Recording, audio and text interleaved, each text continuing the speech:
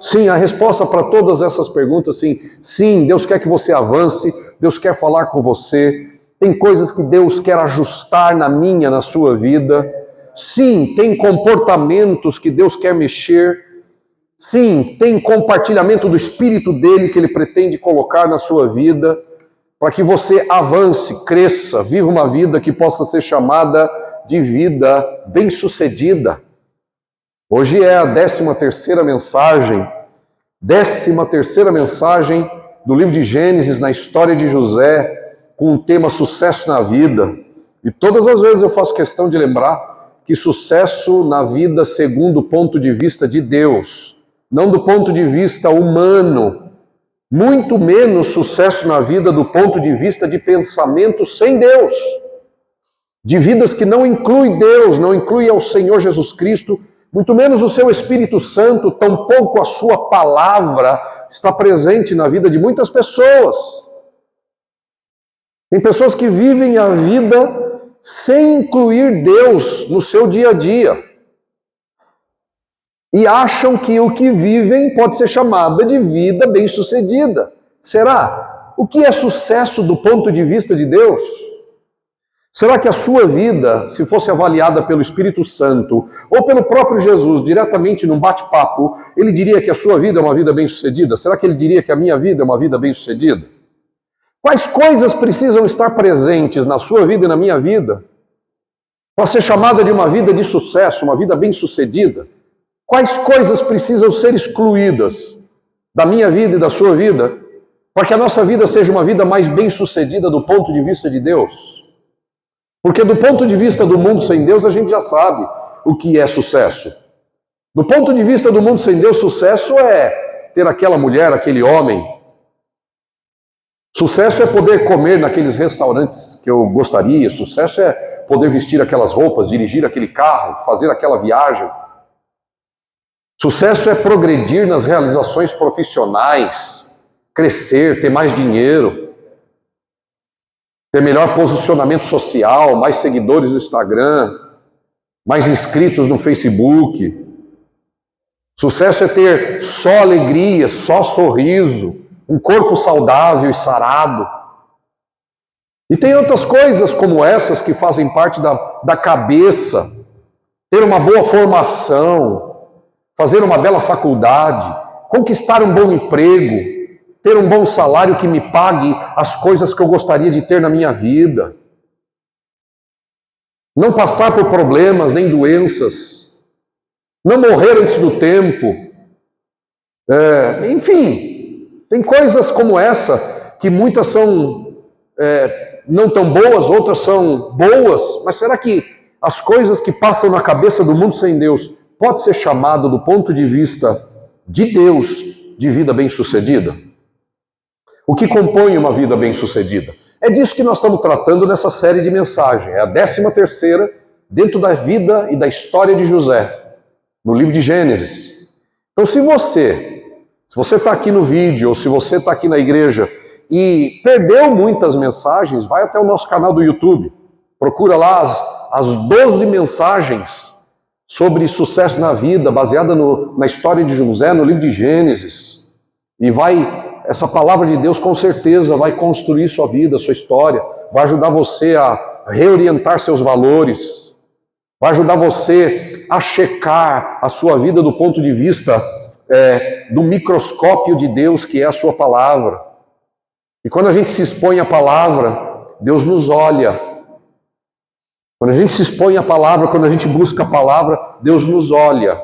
E quando Deus nos olha, Ele nos ama. E quando Deus nos ama, Ele nos corrige, nos disciplina, nos alinha para que a nossa vida seja uma vida bem-sucedida do ponto de vista dele. Então, se você não viu, perdeu alguma das mensagens, vai no canal do YouTube, aproveita e se inscreve também no canal, que não vai fazer mal não, né? Tá bem, queridos? Vamos abrir as nossas Bíblias então no livro de Gênesis. Gênesis, capítulo de número 45.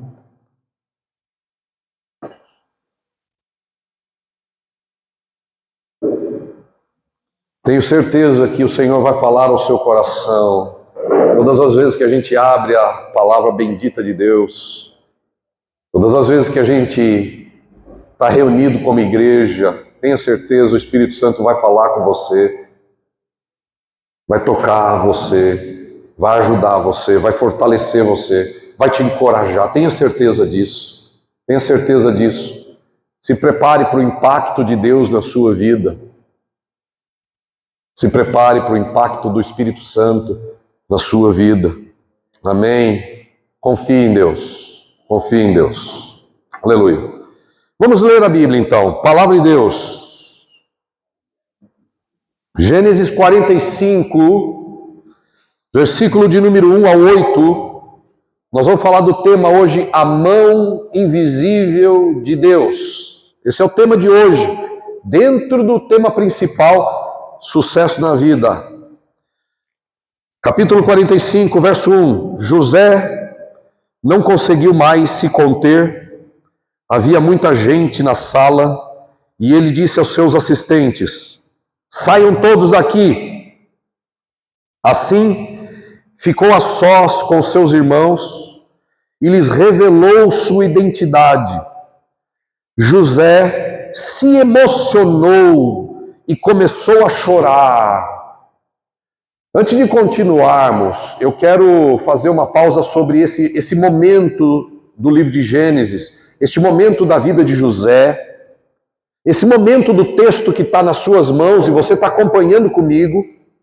É um dos momentos mais dramáticos, emocionalmente falando, em toda a Bíblia. A Bíblia tem muitos momentos emocionantes.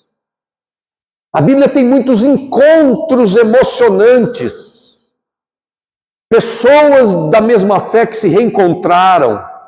Pessoas que encontraram Jesus, pessoas que encontraram Deus, pessoas que encontraram anjos. Pessoas a quem Deus dirigiu sua voz e sua palavra. Mas de todos esses encontros na Bíblia, este encontro entre José e os seus irmãos, neste exato momento, que você vai ler comigo, é um dos momentos mais lindos de toda a Bíblia. Se você permitir que Deus fale com você nessa manhã, eu tenho certeza que você sentirá o impacto daquilo que aconteceu neste episódio, deste encontro entre José e seus irmãos. José já vinha falando com seus irmãos, mas eles não sabiam que José era José. Até este momento, em que José vai revelar sua identidade. Até aqui, José já tinha falado com seus irmãos, mas ele falou com seus irmãos através de um intérprete. Ele falava egípcio e tinha um intérprete que traduzia em hebraico para os seus irmãos. Mas neste momento, pela primeira vez, ele vai falar em hebraico com seus irmãos. Ele vai dizer quem ele é.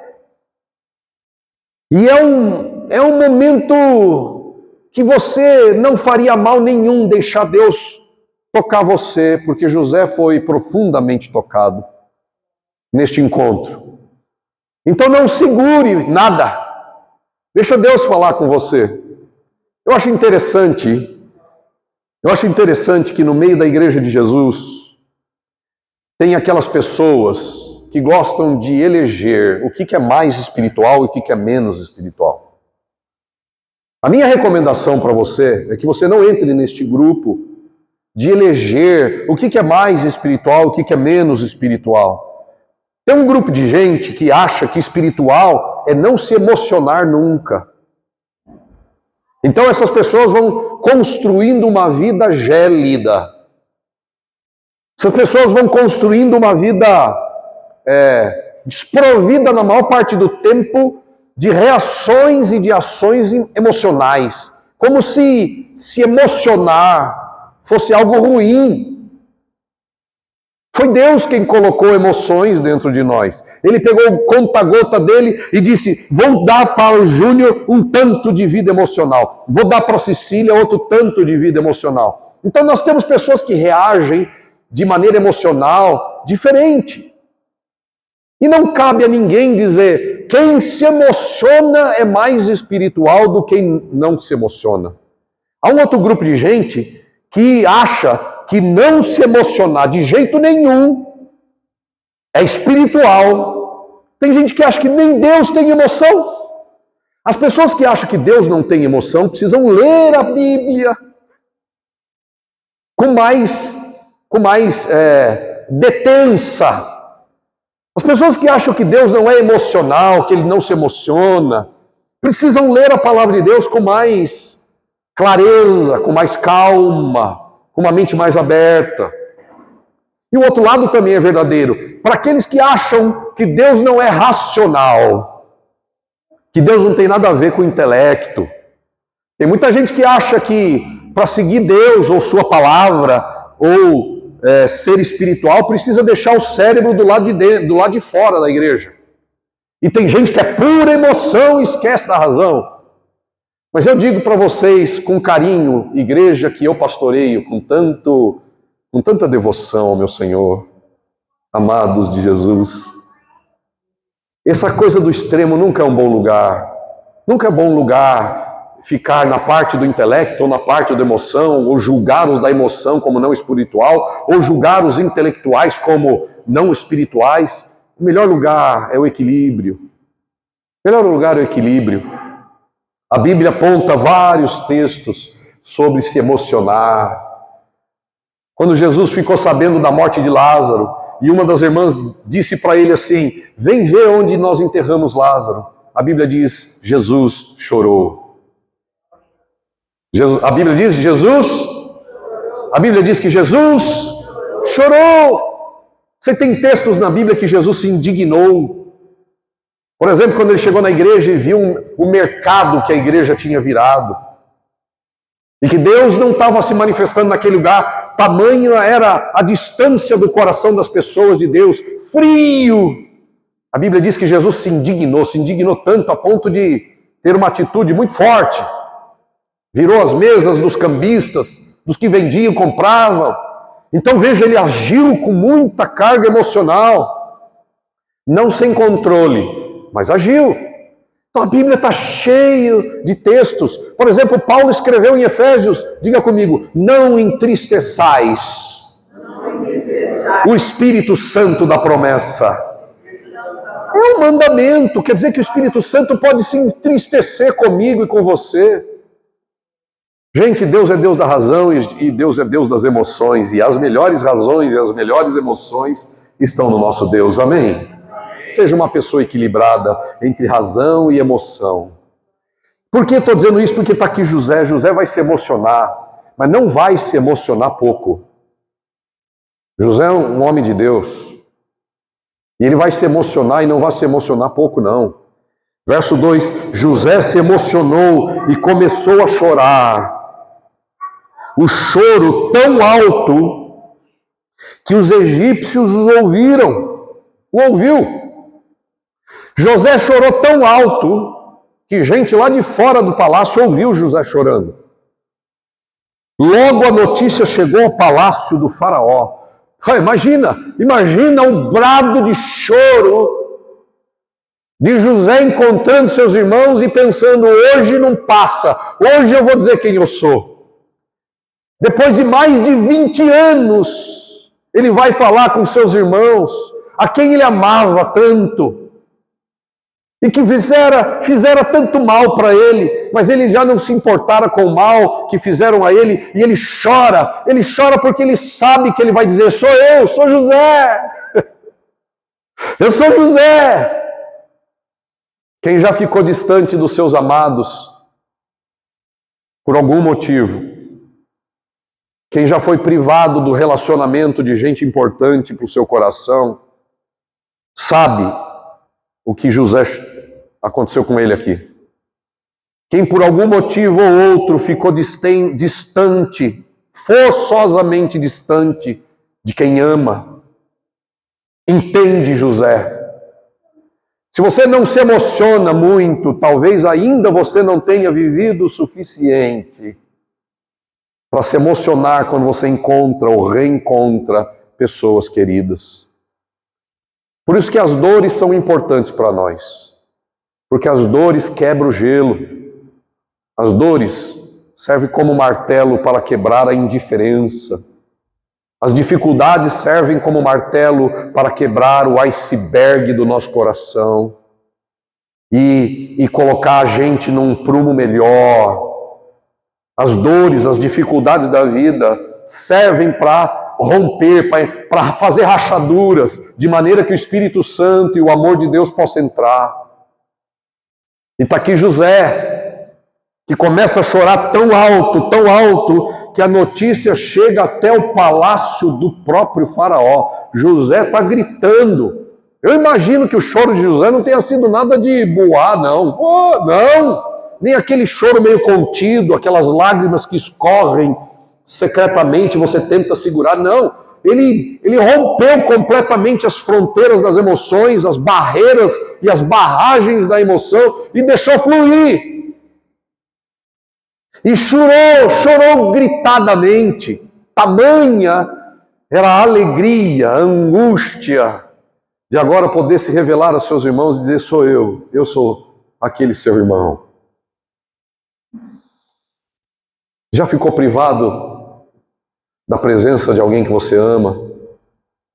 Já ficou isolado forçosamente da presença e de olhar para o rosto, de falar abertamente com pessoas que você ama? Pois é, José ficou. E agora ele não queria mais, agora ele queria se dar a conhecer. E aqui vai José, chorando alto, verso 3. Sou eu! Sou eu, José! Disse a seus irmãos: meu pai ainda está vivo. Mais de 20 anos, queridos. E ele queria saber do pai. Meu pai está vivo. Eu sou José. E ele falou isso aqui em hebraico. Não tinha mais intérprete. Não tinha ninguém na sala. Isso me comove, me toca, me quebra, me racha. Imagina quanto esse homem segurou por mais de 20 anos, querendo ver seu pai, querendo ver seus irmãos. E agora está aqui ele, dizendo: eu sou José. O verso 1 diz: José não conseguiu mais se conter. Verso 1 do capítulo 45 começa assim: José não conseguiu mais se conter. Sabe qual é a minha oração por você nessa manhã? Que você chegue ao ponto em que José se encontrou no verso 1. Que Deus chegue perto de você de tal forma em que rache essa sua frieza ou a minha frieza e a gente não consiga mais se conter. E a gente abra um espaço para que Deus possa nos tocar. Eu não posso fazer isso. Ninguém pode. Só o Espírito Santo de Deus pode romper as nossas durezas, as nossas cascas. Você tem seus motivos, eu sei. Toda pessoa endurecida tem seus motivos. Todas as pessoas descontroladas nas suas emoções, para um lado ou para o outro, ou é seca demais e sem emoção, ou é descontrolada ou descontrolado nas emoções. Esses extremos, frieza e explosividade, nenhuma dessas coisas é o ideal de Deus. Então que o Senhor encontre um caminho para romper essas coisas na sua e na minha vida, para equilibrar a vida da gente, de forma que a nossa vida possa ser uma vida bem-sucedida. Verso de número 3, sou eu, José, disse a seus irmãos: meu pai ainda está vivo. Mas seus irmãos ficaram espantados ao se dar conta de que o homem diante deles era José e perderam a fala. Se José chorou muito alto por se revelar aos seus irmãos, os seus irmãos perderam a fala.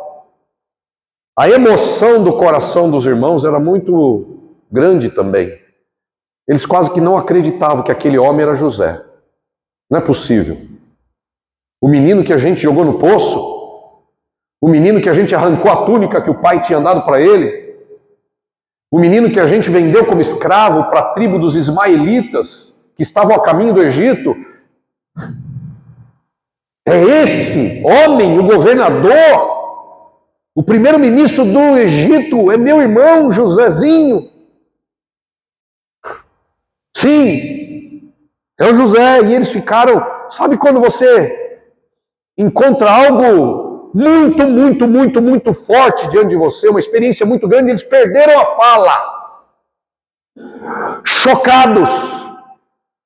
Não só era José, mas era o José que governava o Egito. Não só era José, mas era um José completamente diferente daqueles que eles jogaram no poço.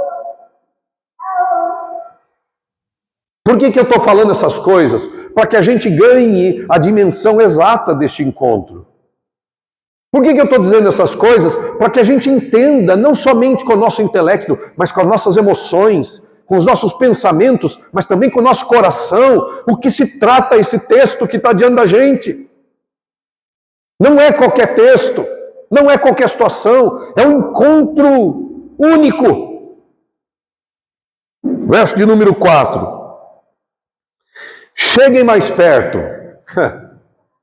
O verso 4, José diz assim, cheguem mais perto. Como é bom quando você olha para a Bíblia do ponto de vista do hebraico. Eu não estou dizendo que você tem que conhecer hebraico. Mas como é bom quando você olha do ponto de vista da língua que foi escrita. Quando José disse, chegue mais perto. Porque, imagina, os irmãos estavam assim, será que é José mesmo? Não é possível. Não é possível que esse cara seja José. Não aqui, não agora, não assim. Não é possível. E José diz para ele, cheguem mais perto. Só que esse chegue mais perto no hebraico não é só se aproxime. É um chegue tão perto que você possa me olhar nos olhos. É um chegue mais perto de maneira íntima. Quantos aqui já andaram de elevador? Se você não levantar a mão, eu vou achar que ninguém andou. Se você não andou de elevador, eu vou levar você para essa experiência qualquer dia desses aqui na cidade de São Paulo. Muito bem. Quando você entra no elevador, ou melhor, quando você está dentro do elevador e vai entrando gente, você já reparou o que acontece? Tá? Quando você está lá, parece que você é o dono do pedaço no elevador, né? É meu. O elevador é meu, o espaço é meu. Está tudo aqui, eu estou no controle. Aí entra uma pessoa, você faz assim, ó. Aí entra outra. Entra outra. Daqui a pouco está de costa lá no canto, assim, né, escondido lá. A gente vai ficando desconfortável com a aproximação das pessoas. Nós temos um raio de segurança que funciona assim. Vem cá, Julião. Nós temos um raio de segurança, né? De relacionamento, que é mais ou menos assim, aí ó, tá seguro, tá beleza, podemos conversar assim, né? Aí de repente, assim, já deu uma avançada, há uma coisa que acontece, é estranho, especialmente se as pessoas são desconhecidas, e aí você dá mais um passo, alguma coisa acontece aí dentro, é estranho, cara. E aí você aproxima mais, vai ficando cada vez mais desconfortável isso. Né, Júnior? É. Obrigado. E o que José fez? José disse, se aproxime, mas era esse tipo de aproximação. Era uma aproximação tão próxima, a ponto de quase ser um convite para abraçar. É quase um convite, me abrace. Olhe nos meus olhos e me abrace. Essa era a ideia. Foi isso que José quis dizer. Se aproxime, mas se aproxime intimamente. Se aproxime, mas se aproxime como quem é meu sangue, minha família, meu amigo, meu irmão. Se aproxime, a ponto de quase me abraçar. Eu não tenho dúvida que o José queria era abraçar mesmo, e ele fez isso. Mas vamos continuar o texto. Verso 4, chegue mais perto, disse José. Quando eles se aproximaram, José continuou, eu sou José, o irmão que vocês venderam como escravo no Egito. Acabou a dúvida, né? Ninguém em todo o Egito sabia, ninguém, no Egito inteiro, ninguém sabia que José tinha sido vendido como escravo por aqueles irmãos. Na hora que José falou para eles, eu sou José que vocês venderam como escravo, talvez quando você leia a Bíblia rápido demais, você pode imaginar que José estava jogando na cara. Ó, eu sou o irmão que você vendeu lá para o Egito, seu filho da mãe. Seu miserável pecador, filho do capeta. Olha, lembra que você me vendeu como... Não, esse não era o coração de José. José simplesmente usou isso para refrescar a minha mão. Para como era uma fala que acabaria com todas as dúvidas de que José era José. Era uma confirmação da identidade. Eu sou José que vocês venderam como escravo. E por que eu sei que não havia rancor no coração de José? Porque ele diz isso aqui, ó. Eu sou José, verso 4, o irmão que vocês venderam como escravo no Egito. Verso 5, agora não fiquem aflitos ou furiosos uns com os outros. Imediatamente ele diz, não fiquem aflitos, não fiquem furiosos uns com os outros. Uns com os outros, por terem me enviado para cá. Foi Deus que me enviou adiante de vocês. Olha, José está dizendo o seguinte, fica calmo, eu sou esse José, está aí, está comprovado, eu sei que eu fui vendido por vocês. Então, sou eu mesmo, acabou, sou eu mesmo. Agora, o coração de José era tão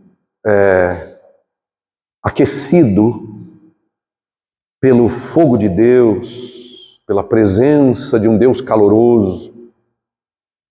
O coração de José era tão tratado que ele era capaz de dizer para quem o ofendeu gravemente, não se aflija.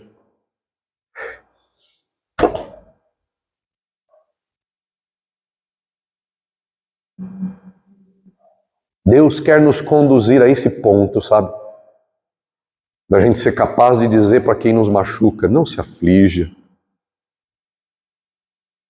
Enquanto a gente está no modo olho por olho, dente por dente, a gente nunca vai entender Jesus, nem a palavra dele.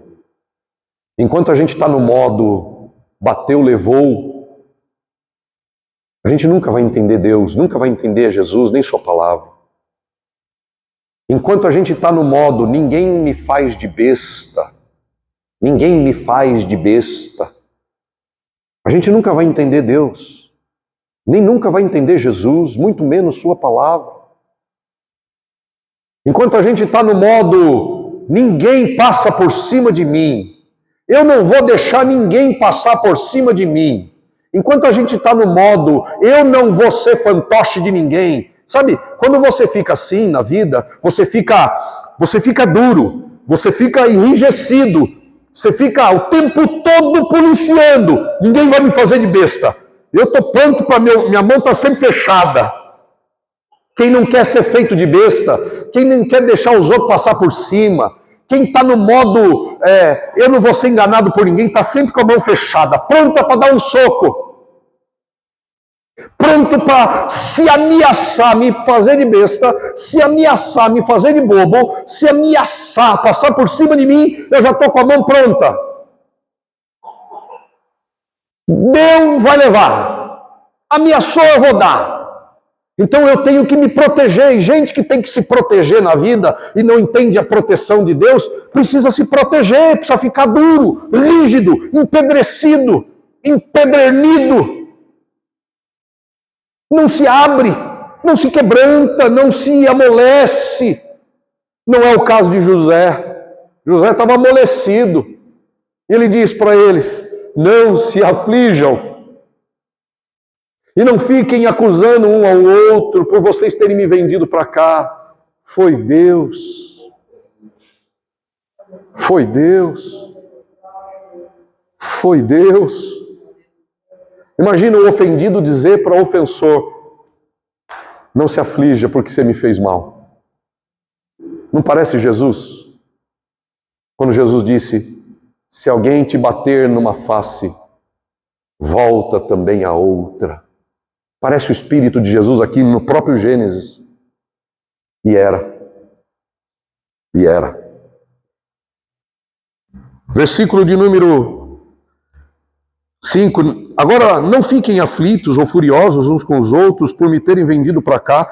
Foi Deus que me enviou adiante de vocês para lhes preservar a vida. Deus me fez sofrer para que eu possa preservar a vida de quem me faz mal. Deus me fez sofrer para eu ajudar quem me fez mal. Isso não é humano. Não tem jeito. Isso não tem jeito.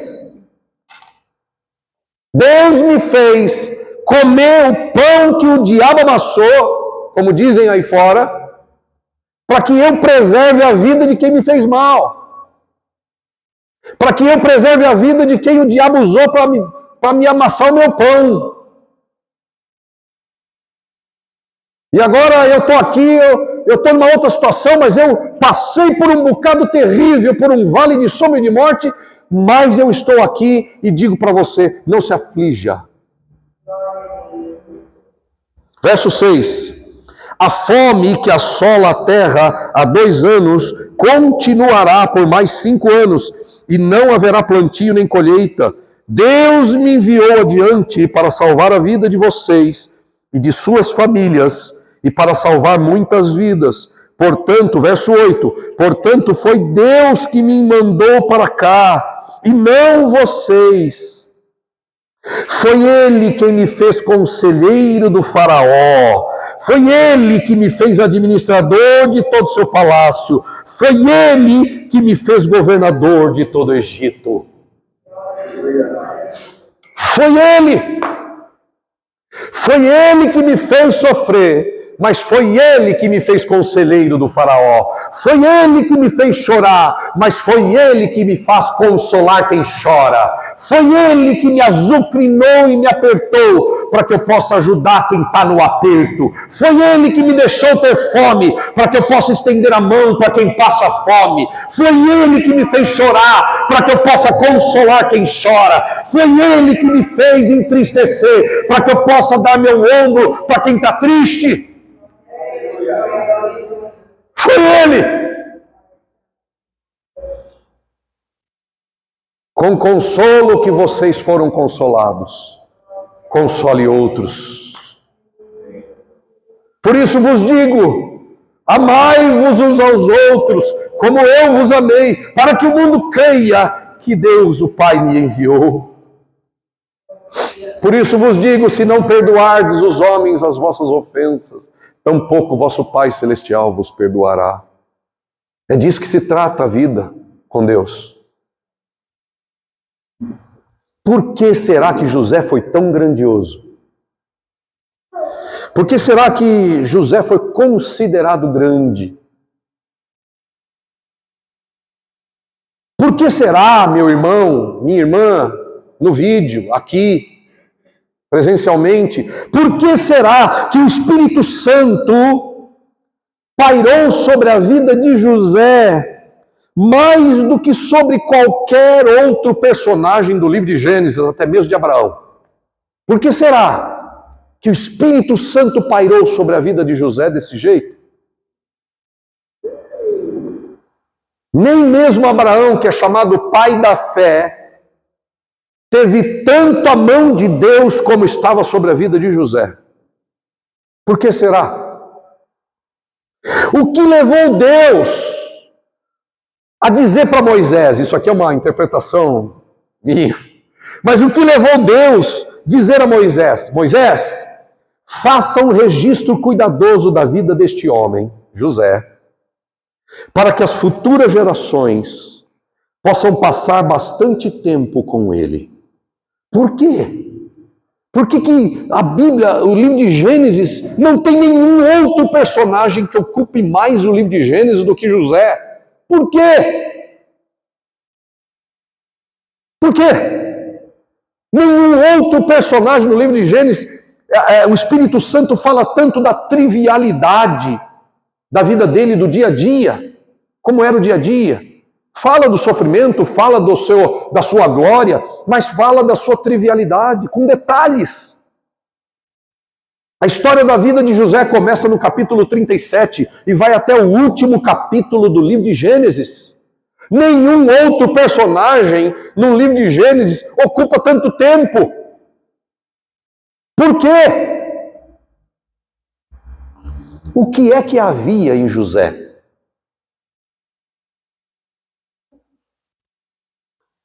Agora, olha só, meu irmão. Grave muito claro isso. José, com certeza, não era um super-homem. Não vá acreditando aí, enquanto eu prego e exponho esse texto da palavra, não vá acreditando que José era um super-homem. Não era. Pelo contrário, José não era um super-homem. José era um simples homem.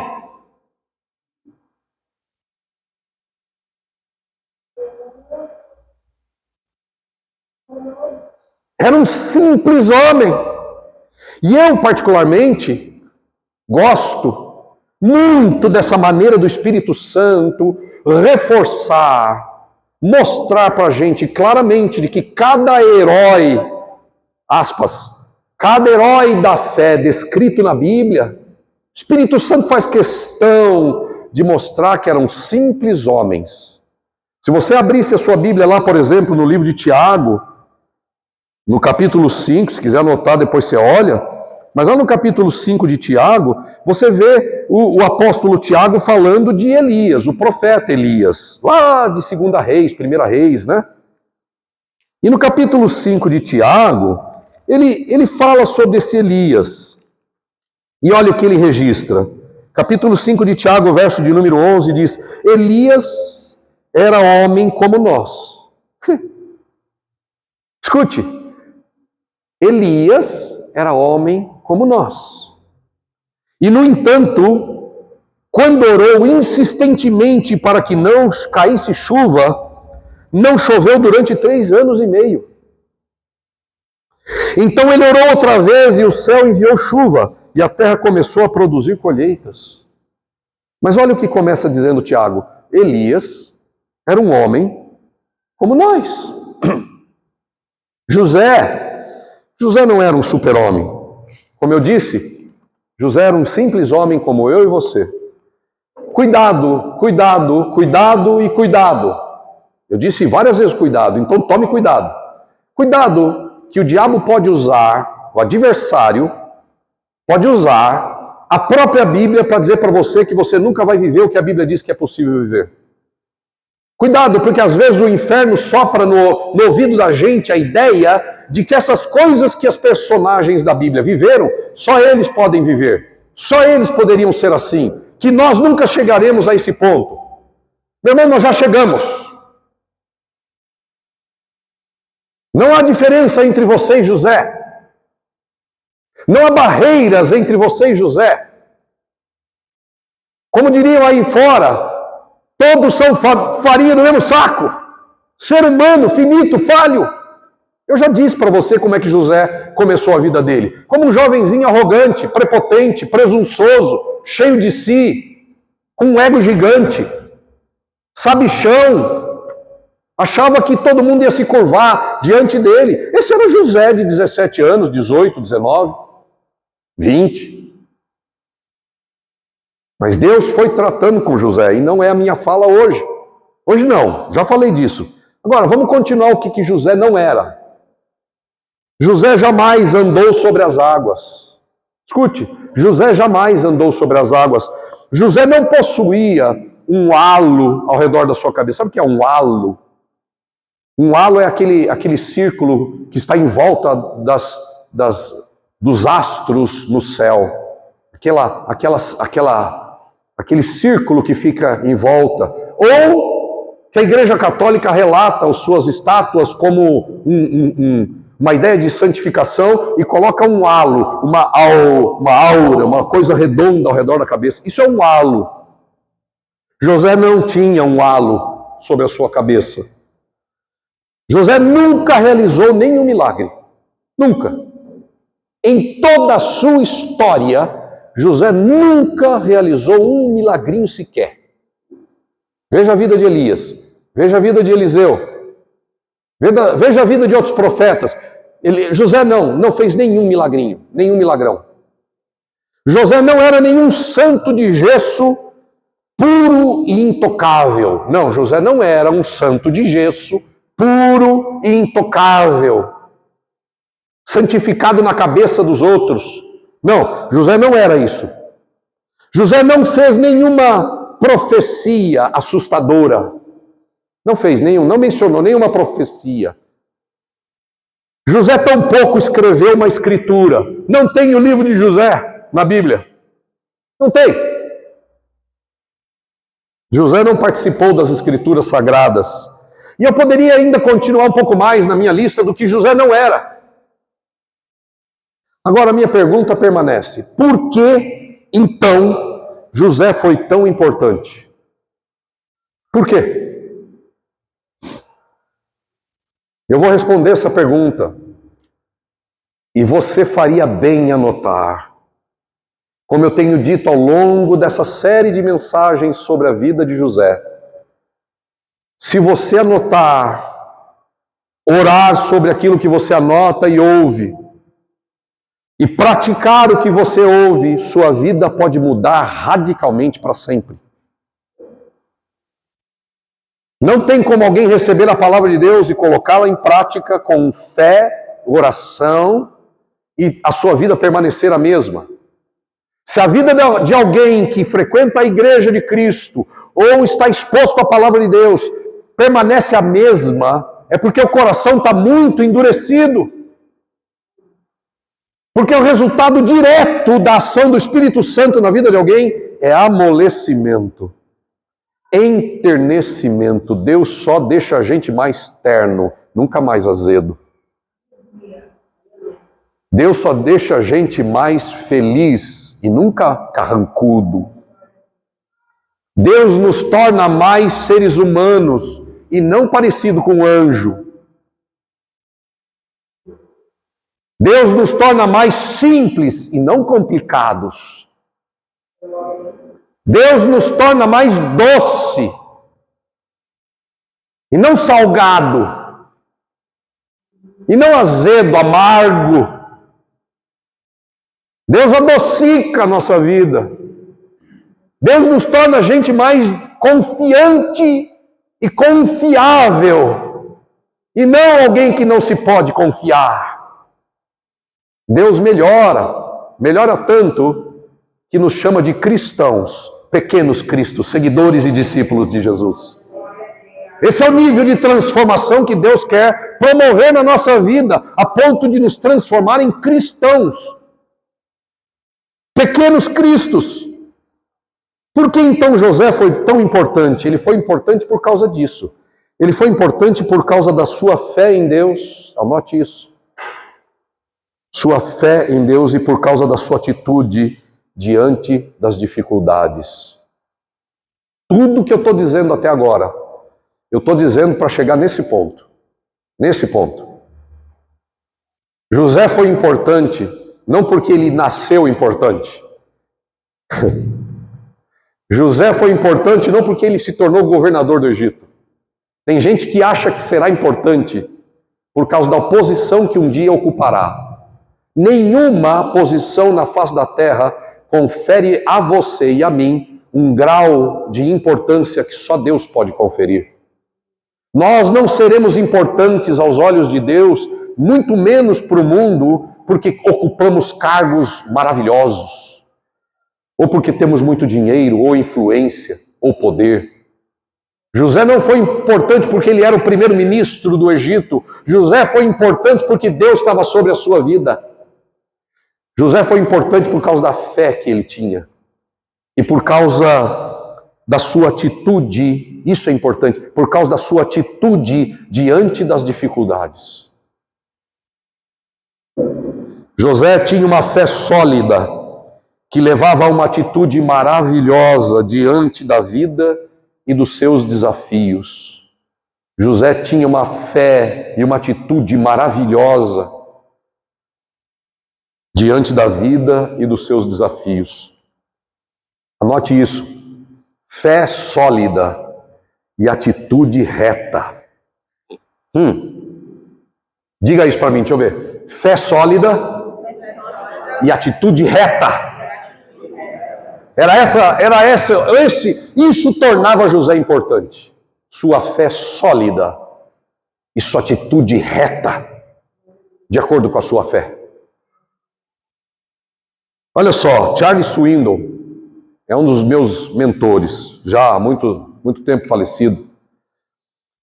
Charles Swindoll dizia o seguinte: quando esses dois elementos estão presentes na vida de alguém, fé sólida e atitude justa, reta, os problemas, escute isso, os problemas se tornam desafios para enfrentar e não razões para desistir.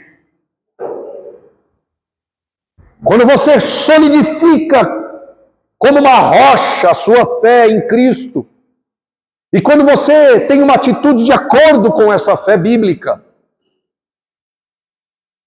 os problemas que você enfrenta não se tornam razões para desistir, mas motivos e desafios para você continuar. Não desista, meu irmão. Deixa a sua fé crescer e se tornar sólida, em nome de Jesus. Não desista. Cresça, seja firme, seja forte, seja sólido. Não olhe nem encare os problemas e as portas fechadas na cara. E pense em desistir no primeiro vento contrário, no primeiro calor de sol, na primeira queimadura, no primeiro ardor da nádega, na primeira chibatada. Não desista. No primeiro espinho no caminho, não desista. Na primeira tristeza horrível, não desista. Mas cresça e use isso para se fortificar em Deus ainda mais.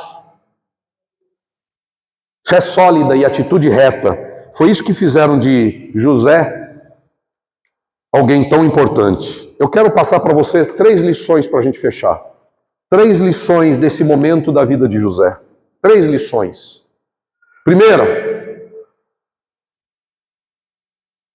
quando vejo pela fé o plano de Deus, onde me encontro, a atitude será reta. Escute, eu vou repetir. Quando eu vejo pela fé o plano de Deus, onde me encontro, a atitude será reta, o comportamento vai ser bom. Por quê? Porque eu vejo que o lugar onde eu estou, eu creio que Deus me colocou nesse momento. Eu creio que Deus, no final você fala comigo, anota aí, tá bom? Anota, depois você fala comigo. Vou repetir. Quando vejo pela fé o plano de Deus, onde me encontro, grife, circunde, onde me encontro. É o lugar, é a localização. É a localização. Quando eu vejo que o lugar onde eu estou é plano de Deus para a minha vida, a minha atitude se torna reta. Quando eu fico brigando comigo mesmo, com os outros, porque eu não deveria estar nesse lugar. Eu não deveria estar aqui. Isso não é para mim. Eu não estou falando de lugar de pecado, eu estou falando de lugares de dificuldades. Eu estou falando de lugares de portas fechadas, de situações difíceis. Mas você é uma pessoa de fé. E você está andando com Deus, andando com Jesus.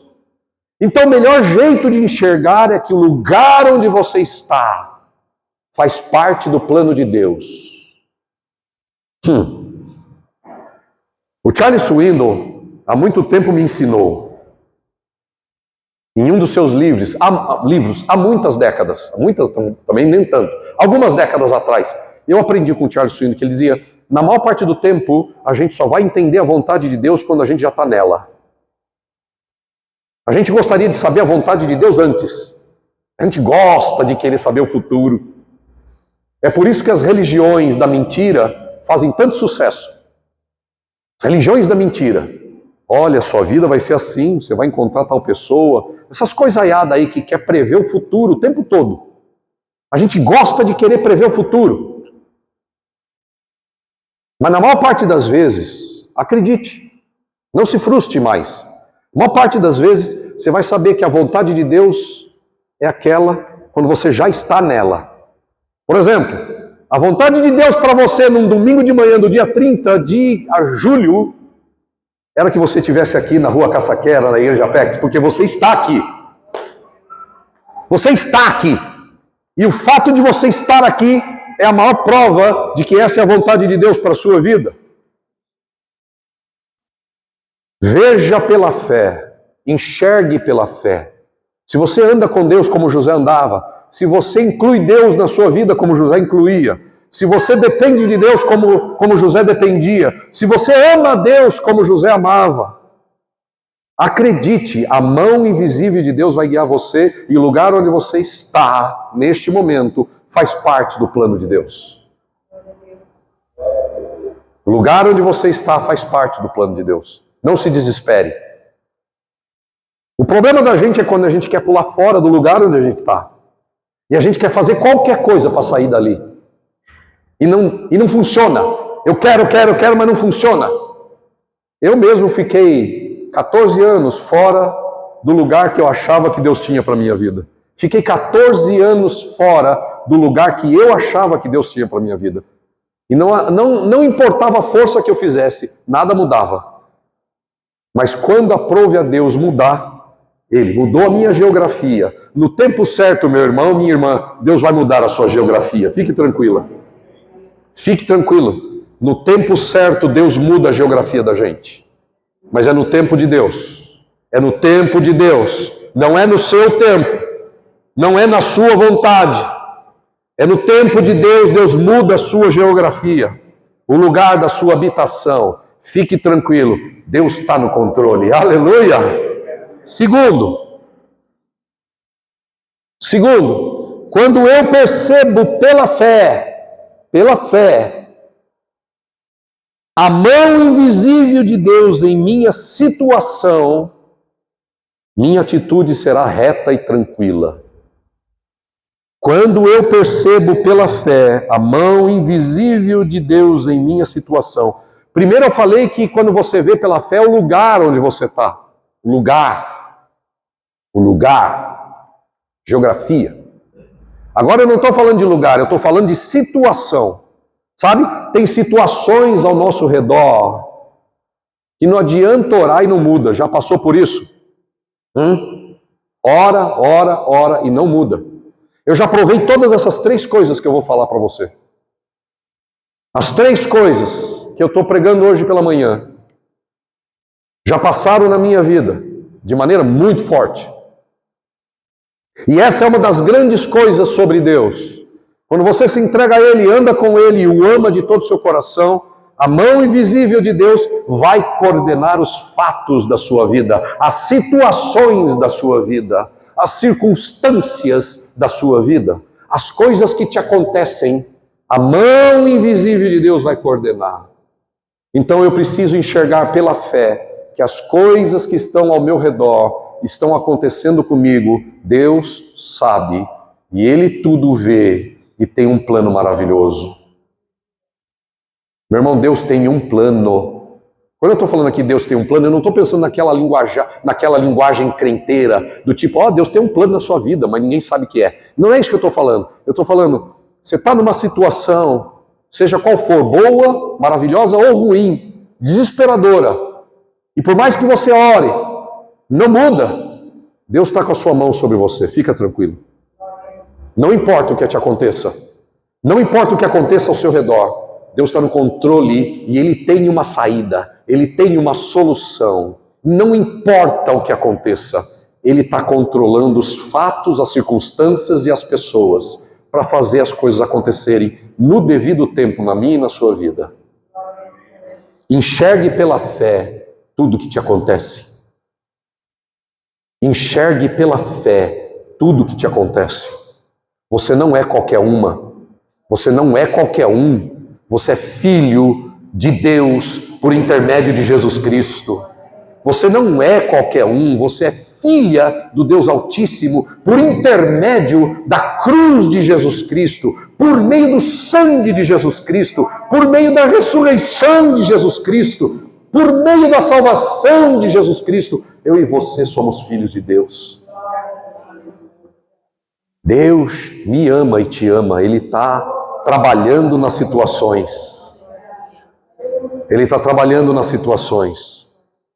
Quem sabe que Deus, quem acredita, quem tem fé, que Deus está coordenando a situação, não se desespera, mas tem uma atitude reta. Atitude horrível é própria de quem, gente que não confia em Deus. Angústia, medo, briga. Eu tenho que fazer acontecer, sou eu que faço acontecer na minha vida. Quem acha assim, está lutando sozinho, está lutando sozinha. E a vida fica rabugenta, azeda, dura. Mas quem enxerga pela fé que Deus lida com as situações ao meu redor, ao seu redor, tem paz. Sabe aquela promessa?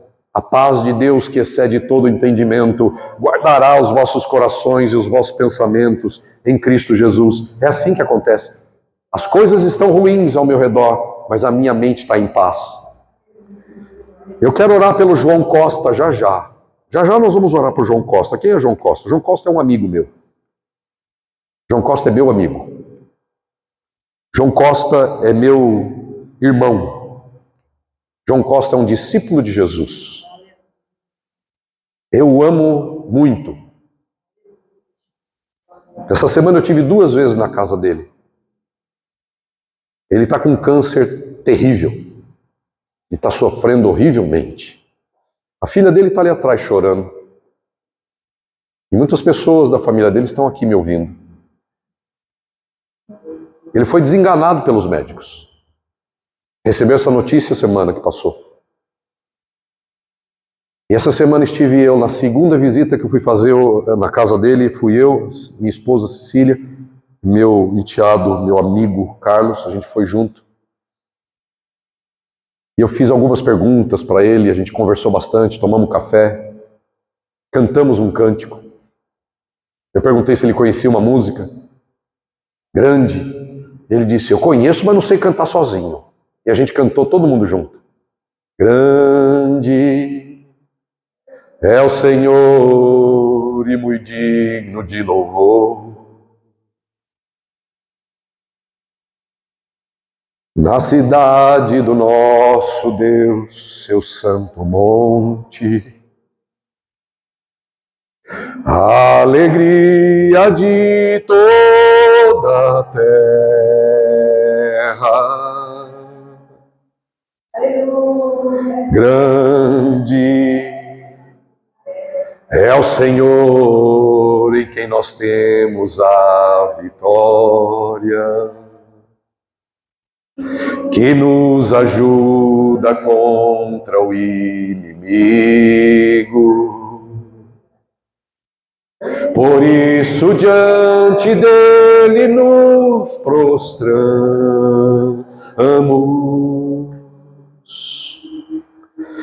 Queremos o seu nome engrandecer e agradecer-te por sua obra em nossas vidas. Confiamos em seu infinito amor, pois só tu és o Deus eterno sobre toda a terra e céus. Nós cantamos essa música juntos essa semana lá. E eu perguntei para ele com muita dificuldade de andar, levantar, eu perguntei para ele, Deus te ama? Eu não perguntei se ele amava a Deus, mas eu perguntei para ele, Deus te ama? Ele olhou para mim e disse, Deus me ama. Eu perguntei para ele, e você, ama a Deus? Ele falou para mim, Deus me ama e eu amo Deus. Será que a nossa fala seria igual numa situação que ele está vivendo? Será? Pois ele disse isso, numa situação terrível, sem nenhuma garantia. Ele disse isso. Eu olhei para ele, eu beijei o João muitas vezes naquele dia. Eu disse para ele, eu te admiro. Esse é o tipo de fé que Deus quer encontrar na gente. em que não importa as circunstâncias, mas a gente está certo de que Deus nos ama. Agora não entenda mal algo sobre o João Costa. Se Deus quiser curá-lo aqui, Deus vai fazê-lo e ninguém pode impedir. Mas se não fizer nessa vida, com certeza ele não vai chegar lá no reino de Cristo doente. O destino do João é vida e vida com abundância, de um jeito ou de outro. Louvado seja o nome do nosso Senhor Jesus. Terceiro e último ponto. Quando eu aceito pela fé a localização e a situação em que eu estou, vou repetir. Quando eu aceito pela fé a localização e a situação como positivas, não importa o que, como positivas, mesmo que tenha havido maldade no processo, escute, mesmo que tenha havido maldade no processo, José foi vendido como escravo no processo, foi caluniado, foi parar na prisão no processo. Mesmo que tenha havido maldade no processo, a minha atitude será reta e suave e tranquila. José disse no final do livro de Gênesis para os seus irmãos: Deus tornou tudo em bem. Pode dizer isso comigo? Diga: Deus tornou tudo em bem. Sabe, meu irmão, se você tiver fé para descansar em Deus, onde você está e na situação que você está vivendo, acredite, Deus vai transformar tudo isso para o nosso bem, para o seu bem. Porque Deus não quer o nosso mal. Aquele que não poupou o seu próprio filho.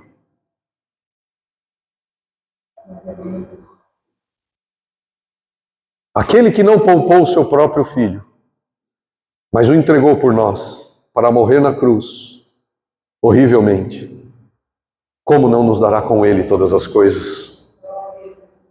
Como está escrito, sobre todas as circunstâncias, em Cristo, na fé dele, nós somos mais que vencedores. Eu vou terminar com essa frase. Devemos ser luz com a nossa vida, sabe, irmãos? Nós devemos ser luz com a nossa vida, com as nossas atitudes, não com o nosso blá blá blá, não com as nossas racionalizações, nem com as nossas emoções. Nós devemos ser luz, não é porque temos muito conhecimento ou porque nos emocionamos com o Espírito Santo. Nós devemos ser luz com as nossas atitudes, com a nossa fé, com a nossa atitude. Se é mais racional, menos racional, mais emocional, isso não importa. Isso é conversa de gente pequena. Se é mais racional, menos racional, se é mais emocional, isso é conversa de gente pequena. Deus está acima de todas essas questões. Nós devemos ser luz. Nós devemos respeitar as pessoas. Não importa o jeito que elas são. Se é mais isso ou menos aquilo. Devemos ser luz com as nossas vidas e com as nossas atitudes. Anote essa frase porque vale a pena. Não é minha. Essa atitude que eu estou pregando, essa é a resposta certa quando você é tratado da maneira errada.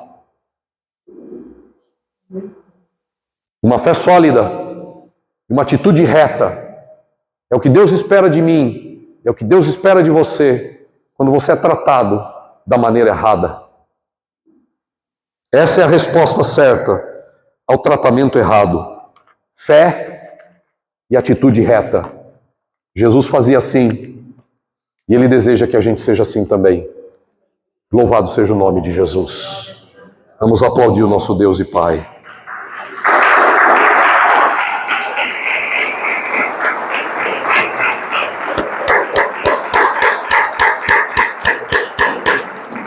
Amém. Deus abençoe você que está nesse vídeo até agora, que o Senhor te dê a graça de ter uma fé sólida e uma atitude reta no lugar onde você está, na situação em que você está. Que você veja a mão de Deus sobre sua vida, governando todas as coisas como se fosse uma mão invisível, porque então sua vida será mais suave. Deus te abençoe. Graça e paz.